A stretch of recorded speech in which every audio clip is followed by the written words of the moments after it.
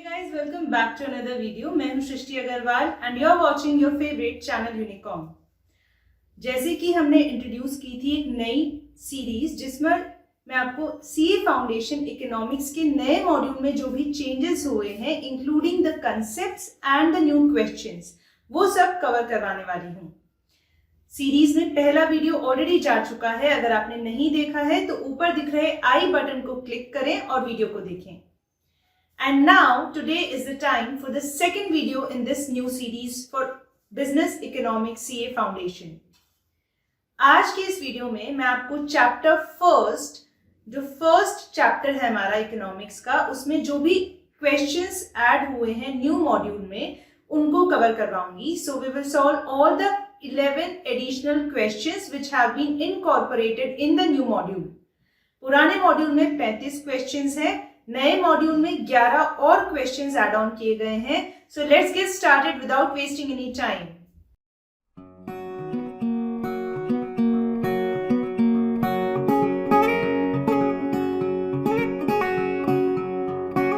देखिए आपके पुराने मॉड्यूल में 35th क्वेश्चन तक दिया हुआ है जैसे कि मैंने आपको बताया. So now we will start from question number 36. It reads as in economics the central economic problem means.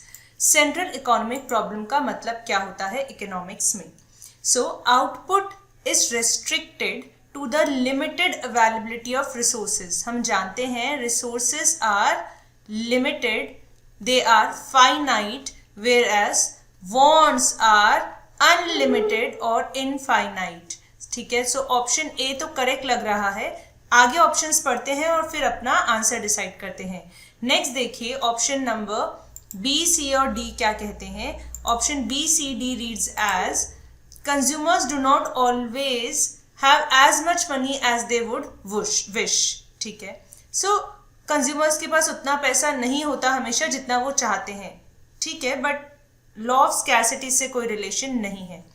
They will always be certain level of unemployment. No. Resources are not always allocated in an optimum way. ये भी correct answer नहीं लग रहा. सो हम कह सकते हैं confidence के साथ that option number 1, option A is the right answer for question number 36. Okay, moving further. अब देखिए क्वेश्चन नंबर 37 क्या बोलता है. Scarcity definition of economics is given by. किसने दिया स्कैरसिटी डेफिनेशन? हम सब जानते हैं स्कैरसिटी डेफिनेशन दिया है रॉबिन्सन ने. देखिए इस टाइप के जो क्वेश्चंस हैं जैसे कि वेल्थ कंसेप्ट इकोनॉमिक्स का किसने दिया? एडम स्मिथ ने दिया. ये इंपॉर्टेंट है एग्जाम पर्सपेक्टिव से. पहले जब सीपीटी हुआ करता था तब भी बहुत पूछते थे वो इस तरीके से क्वेश्चन, और अभी आपके लास्ट दिसंबर 2020 एग्जाम क्वेश्चन पेपर में भी ऐसा क्वेश्चन आया है.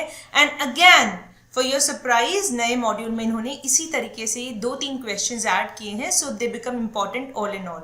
तो वेल्थ कंसेप्ट किसने दिया है? See, question number 38. The definition of science which deals with wealth of nation was given by Adam Smith. Adam Smith ने ही वो बुक लिखी थी जिसका नाम है an inquiry into the nature and causes of wealth of nations. ठीक है, सो एडम स्मिथ ने दिया वेल्थ कंसेप्ट. और स्कैरसिटी डेफिनेशन जो है इकोनॉमिक्स का वो किसने दिया है? वो दिया है रॉबिन्सन ने. ठीक है, सो 37 का करेक्ट आंसर सी और 38 का भी सी. नेक्स्ट देखिए क्वेश्चन नंबर 39. ये कहता है which of the following is not one of the features of capitalist economy. आप मुझे कमेंट्स बॉक्स में नीचे कमेंट करके बताएंगे कि कैपिटलिस्टिक इकोनॉमी के बाकी 3 नाम कौन से हैं. 3 और नाम है, मैंने आपको वीडियो में कवर करवाया है, वो आप मुझे नीचे कमेंट सेक्शन में कमेंट करके अभी बताएंगे. So which one of the following is not one of the features of capitalistic economy. देखिए right of private property, of course it is a feature. Freedom of choice, yes it is a feature. No profit no loss, ये गलत है क्योंकि हम जानते हैं capitalism में profit motive के लिए ही सब काम करते हैं. प्रॉफिट मोटिव होता है. सोशलिज्म में वेलफेयर इज द मोटिव. ठीक है, competition of course it is the feature. ठीक है, सो 39 का करेक्ट आंसर हो गया सी. आगे बढ़ते हैं. देखिए क्वेश्चन नंबर 40 क्या कहता है. क्वेश्चन नंबर 40 कह रहा है there is need of economic study because. हमें क्यों ज़रूरी है इकोनॉमिक स्टडी की, क्यों करनी होती है हमें ये? Because the resources are limited, yes, and the wants are unlimited. बिल्कुल सही है. So both option A and D are correct. Option D is the right answer. The resources are unlimited, ये तो गलत है. ठीक है. नेक्स्ट देखिए question number 48. The benefit of economic study is, क्या फायदा है इकोनॉमिक स्टडी का? ये हमें इंश्योरिटी देती है, श्योरिटी देती है, इंश्योर करती है that we can at least examine a problem from the right perspective. It enables to examine a problem in its right perspective. जरूरी नहीं कि ये हमें सोल्यूशन दे, बिल्कुल जरूरी नहीं है. ये भी जरूरी नहीं है कि सारे प्रॉब्लम्स अच्छे से टैकल हो जाए, या फिर प्रॉब्लम आइडेंटिफिकेशन में हेल्प करता है, वो तो वैसे भी हो जाता है. So correct answer is option C. Next देखो क्वेश्चन नंबर 42 क्या कहता है? The managerial economics is. Managerial economics क्या होता है? आप सब जानते हैं. मैनेजरियल इकोनॉमिक्स का दूसरा नाम क्या है? जल्दी से कमेंट बॉक्स में कमेंट करके बताइए, मैनेजरियल इकोनॉमिक्स का दूसरा नाम क्या है? It is the applied economics that fills the gap between economic theory and business practice. Economics की जो थियोरी है और प्रैक्टिकली जो हम बिजनेस करते हैं रियल लाइफ में, उन दोनों के गैप को फिल करता है मैनेजरियल इकोनॉमिक्स, और बिजनेस इकोनॉमिक्स है इसका दूसरा नाम. ठीक है. So option A is the right answer. उसके बाद देखिए question number 43. Which of the following statements is correct? इनमें से सही बताना है. Micro economics is important for study of a particular house hold and a particular firm. बिल्कुल सही बात है. Macro economics is important for study of economic conditions of a country. पूरे देश की कंडीशन. बिल्कुल सही. So both A and B are right. ठीक है. नेक्स्ट देखिए question number 44. Mister Satish hired a business consultant to guide him for growth of his business. Mister Satish ने एक बिजनेस कंसल्टेंट को नौकरी पर रखा, उन्हें हायर किया ताकि वो अपने बिजनेस की ग्रोथ करवा सकें. The consultant visited his factory. ठीक है. And suggested some changes with respect to staff appointment, loan availability and so on. Which approach is that consultant using? ये बोल रहे हैं मिस्टर सतीश ने एक कंसल्टेंट को हायर किया और उससे कुछ सजेशंस लिए. उस कंसल्टेंट ने मिस्टर सतीश के बिजनेस को इम्प्रूव करने के लिए कुछ अलग अलग सजेशंस दिए, जैसे लोन में आप ये करो, स्टाफ अपॉइंटमेंट में ये चेंजेस करो. सो ये किस तरीके का अप्रोच है जो कि कंसल्टेंट ने यूज किया है? माइक्रो या मैक्रो? ऑफ कोर्स ये मिस्टर सतीश एक पर्टिकुलर इंडिविजुअल है, उन्हीं के बिजनेस से रिलेटेड है, एक पर्टिकुलर बिजनेस है, तो ये माइक्रो अप्रोच होगा. 44th का right answer will B A. Next देखिए क्वेश्चन नंबर 45 क्या कहता है? Profit motive is a merit of.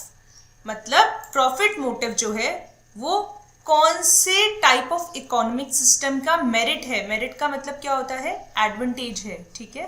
Advantage तो हम जानते हैं कि प्राइवेट प्रॉपर्टी और प्रॉफिट मोटिव दोनों कहाँ पर पाए जाते हैं? कैपिटलिस्टिक इकोनॉमी में पाए जाते हैं, जिसे हम फ्री मार्केट इकोनॉमी भी कहते हैं. So correct answer will be option number B. Next देखिए question 46 and the last question for the day. Dash is also called as command economy. किसे हम कमांड इकोनॉमी भी कहते हैं? Socialism. Socialistic economy is known as command economy. और एक और नाम क्या होता है इसका? कंट्रोल्ड इकोनॉमी, क्योंकि यहाँ पर सब कुछ एक अथॉरिटी होती है, कमांडिंग अथॉरिटी, जो कि सब कंट्रोल करती है. So socialistic economy, command economy, centrally planned economy और कंट्रोल्ड इकोनॉमी, ये 4 नाम है इस इकोनॉमिक सिस्टम के. ठीक है. आई होप आपको ये सारे क्वेश्चंस जो एडिशनल 11 क्वेश्चंस थे इनको करने में मज़ा आया. अगर ऐसा है तो नीचे कमेंट बॉक्स में ज़रूर कमेंट करके मुझे बताएं कि ये आपके लिए बेनिफिशियल है या नहीं. एंड जो भी नया वीडियो आप चाहते हैं मैं इकोनॉमिक्स में बनाऊं तो प्लीज़ नीचे कमेंट सेक्शन में कमेंट कीजिए और ज़्यादा से ज़्यादा इस वीडियो को शेयर कीजिए, लाइक कीजिए, so that I get motivation and it helps us bring more quality content for you all. जाने से पहले आपके लिए एक होमवर्क.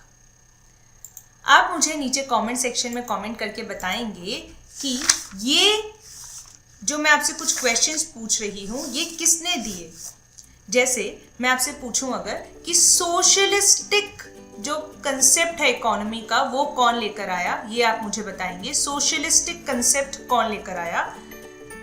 दूसरा आप मुझे बताएंगे कंसेप्ट ऑफ नॉर्मेटिव साइंस कौन लेकर आया, हु इंट्रोड्यूस्ड और who brought the concept of normative science. तो ये दोनों सवालों का जवाब नीचे आप कमेंट बॉक्स में जरूर कमेंट करें, मैं वेट करूंगी। So I see you soon in the next video. Till then stay healthy, be happy और जोश के साथ अच्छे से मन लगाकर पढ़ाई करते रहें। पढ़ो तो अच्छे से पढ़ो, यूनिकॉर्न से पढ़ो। Bye bye.